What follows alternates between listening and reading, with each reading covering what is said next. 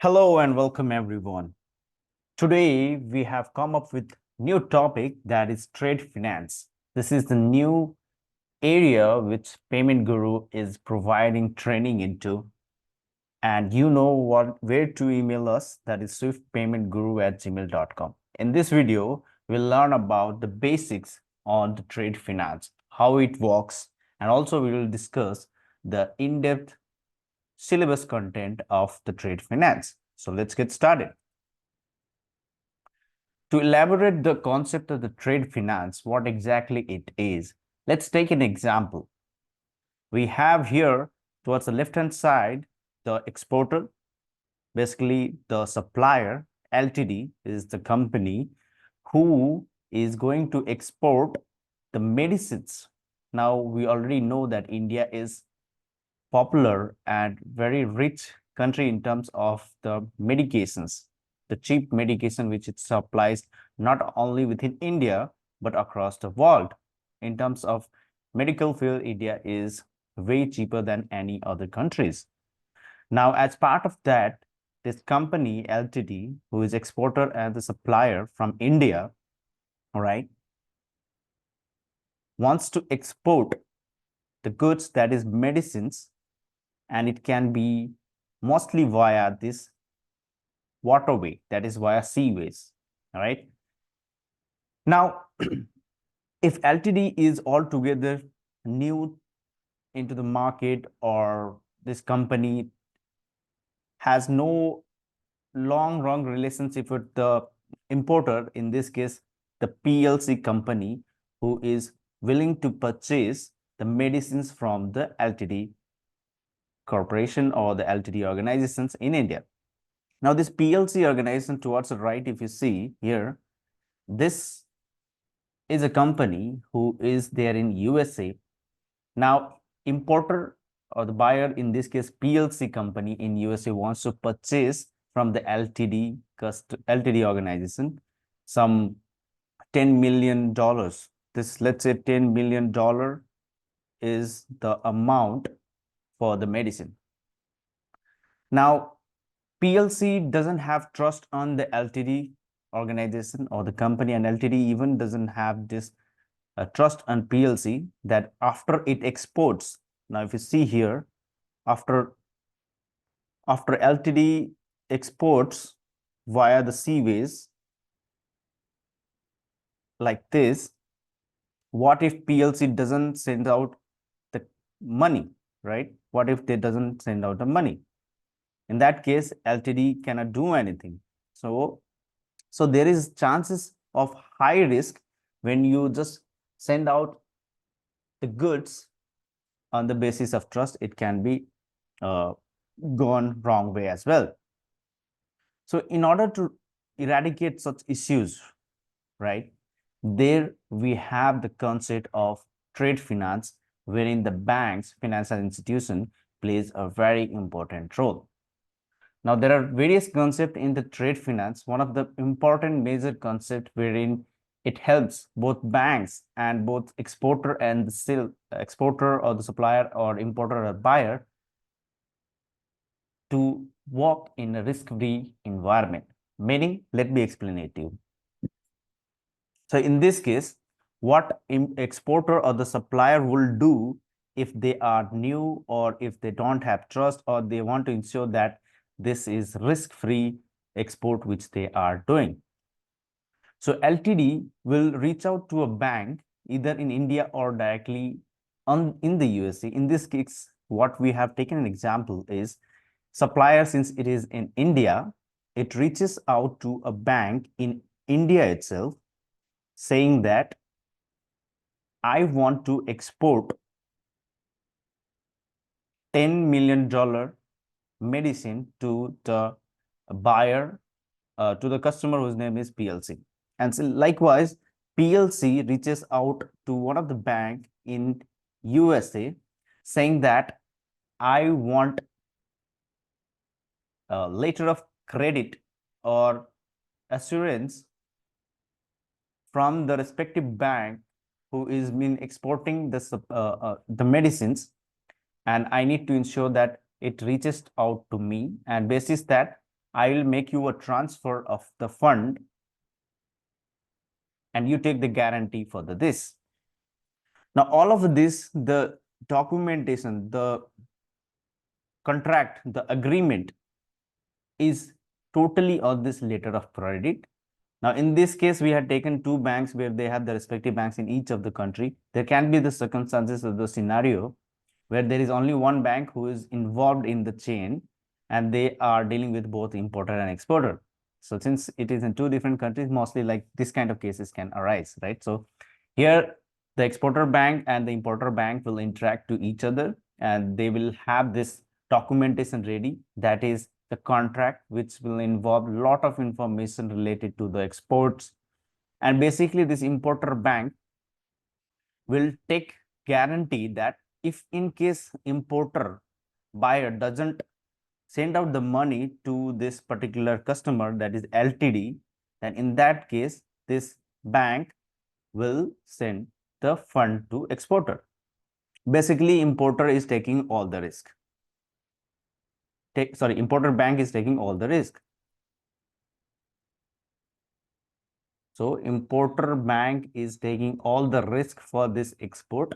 Just in case importer is not sending out the money to this LTD organization, then importer bank's job is to ensure that it has taken all the risk and it has to ensure that the funds is transferred to the LTD. Now, there are a lot of other concepts which are also involved in this, and a lot of steps takes place here, right? Once it reaches out to this uh, to a respective country, in this case USA, right? At the port, only this importer bank will be able to receive it, and then only it will be given to buyer. Until unless they don't transfer the fund to the respective importer bank, they will not hand over the goods to the PLC organization. All right. And once they receive the fund, and then they will send out the fund back to the exporter. So there are a lot of steps is there, and they ensure that the banks are also working in a risk-free environment, since it would be not into thousands and lakhs, it would be in millions and billions of dollars. As you know that the world trade has crossed more than 13 trillion every year, and it is increasing every year by almost 20 to 30%. So trade finance is one of the aspect around the banking or around the financial entities, which is very important in terms of growth of the country, trade, right? So it is a very hot topic right now, and a lot of banks is undergoing automation process. As of now, many of the banks is still following this traditional manual processes, but now since the trade is increasing rapidly and small, large, and medium industry or the organizations are highly participating into the international trade finance. As part of this trade finance, we have a lot of topics to be covered. And if you are interested, you know where to reach out. That is, email us at our email ID swiftpaymentguru@gmail.com. To summarize the syllabus which we are going to cover as part of this training, we are going to cover introduction to the trade finance. We are going to start from the basics to the level where you would be in a position that you can walk into respective projects of the banks. And also it will help you very much in terms of cracking some good interviews around the market. And as I tell you right now, a lot of opportunities are going on, and it is still to be one of the hot areas where the opportunities will remain forever. This is the one area where opportunities will be evergreen, because trade is never going to be finished. It will not have any kind of recession. It is always going to be at higher side. Even during this Corona period, the export was still going on at the record high. So this is going to increase every year by 20 to 30%. And every organization, every bank, they are very interested, and they are spending a lot of amount in terms of automating, creating such applications, or they are hiring a lot of resources who has skilled or having experience or having knowledge into trade finance, right? So let's quickly cover the syllabus, which we'll be covering as part of this trade finance. It is going to be, by the way, a 20 hours of total training duration. It is going to be over 4 to 5 weekends. Over the weekend, the classes will be commenced, right? As we already have the other courses like that, we are going to have this trade finance course as well. Every weekend, either morning or the evening, that email which when you send out to us, you will be communicated about that, right? So let's go into the syllabus part. So we will learn about the introduction to trade finance, wherein definition and importance of the trade finance will be discussed in deep. Overview of the international trade and its participants. Again, in deep, the role of each of the participants in the trade finance, whether it be the importer side or the exporter side, those will be discussed in deep. Types of the trade finance instruments. And in terms of the trade documents, we will understand the trade documents like invoices, bills of lading, letters of credit, etc. There are many other documents which we will cover as part of the syllabus as well. So the content that would be available in the trade documents. Importance of the accurate and compliant documentation in international trade. The methods of payment which we have it that includes cash in advance, open account, documentary collections, and letter of credits. Right, documentary collections and the letter of credits, where we will spend much of the time to understand each aspect of it, the different terms, the clause, right, and the standard terms and conditions that would be available in the different letter of credits as well. Then we'll understand, once we learn about the basics on this trade finance, then we'll move into our important topics, that is open account transaction in detail with diagram, pros and cons, processes. Advance payment in detail with diagram, pros and cons, processes. Documentary collections in detail with diagram, pros and cons, processes. URC 522, its definition, importance, number of clauses, main clauses. As part of this ICC, there are a number of things which we need to understand, out of which this URC 522 is there as well. Documentary credit in detail with diagram, pros and cons, processes in UCP 600 and introduction. ISBP 745, both we will discuss not only in the introduction but in depth about it as well.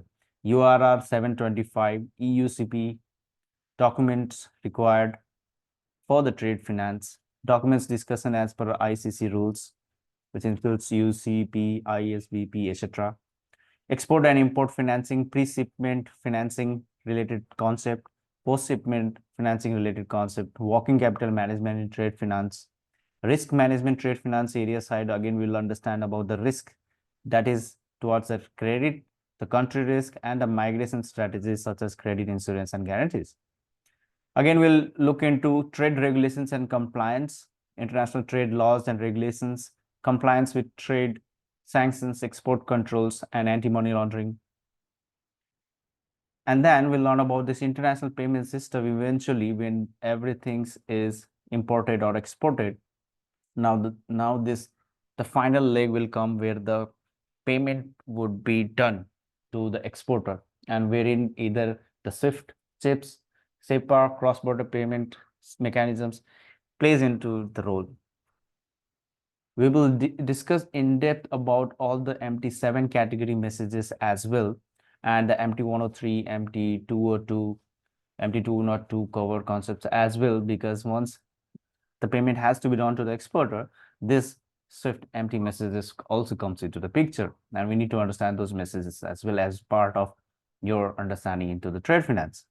Then emerging trends in trade finance, digitization of the trade finance process, blockchain and distributed ledger technology in the trade finance, impact of geopolitical developments on the trade finance, the case studies and practical applications, analysis of the real world trade finance scenarios, simulation exercise and role plays, application of the trade finance concepts in the business context.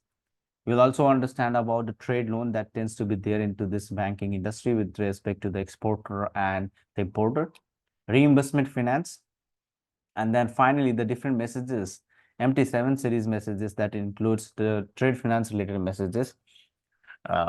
Those we will understand as well from the business point of view, and also we'll understand each of the messages using the different use cases.